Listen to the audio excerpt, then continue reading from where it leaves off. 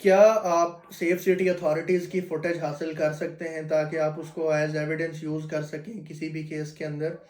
تو legally speaking یہ اختیار ابھی صرف law enforcement agencies, investigating officers یا کورٹس کو ہی دیا گیا ہے کہ صرف وہ سیف سٹی اتھارٹیز کے سامنے ایک فارم کے تھرو وہ ڈیٹا ریکویسٹ کر سکتی ہیں۔ تو لیٹ سے اگر کوئی پرسن ہے جس کو یہ ضرورت ہے سیف سٹی اتھارٹیز کی فوٹیج کی، اور اس فوٹیج کے تھرو کوئی ایویڈنس سامنے آ سکتا ہے یا وہ کسی کیس کے اندر بری ہو سکتا ہے، تو وہ پھر کیا کرے؟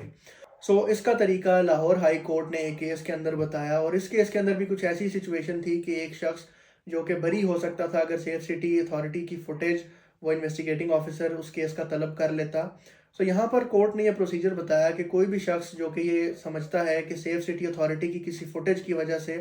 اس کا کیس سالو ہو سکتا ہے، یا وہ کسی کیس میں سے بری ہو سکتا ہے، یا کوئی ایویڈنس ایسا آ سکتا ہے جو کہ کیس کے لیے بینیفیشل ہو سکتا ہے،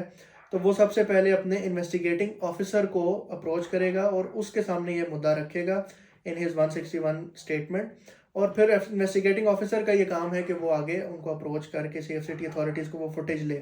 لیکن لیٹ سے کہ انویسٹیگیٹنگ آفیسر یہ کام نہیں کرتا،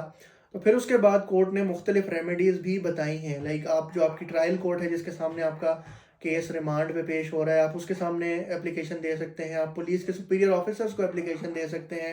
آپ بائی سے فائل کر سکتے ہیں، اور اگر یہ ساری ریمیڈیز ایفیکیشیس نہ ہوں تو آپ ڈائریکٹلی ہائی کورٹ کے اندر رٹ بھی فائل کر سکتے ہیں تاکہ اس پولیس آفیشل کو فورس کیا جائے، یا پھر ڈائریکٹلی سیف سٹی اتھارٹیز کو یہ آرڈر کیا جائے کہ وہ اس فوٹیج کو سیو کر کے رکھیں انٹل اینڈ انلیس وہ کیس کا فیصلہ ہو جائے۔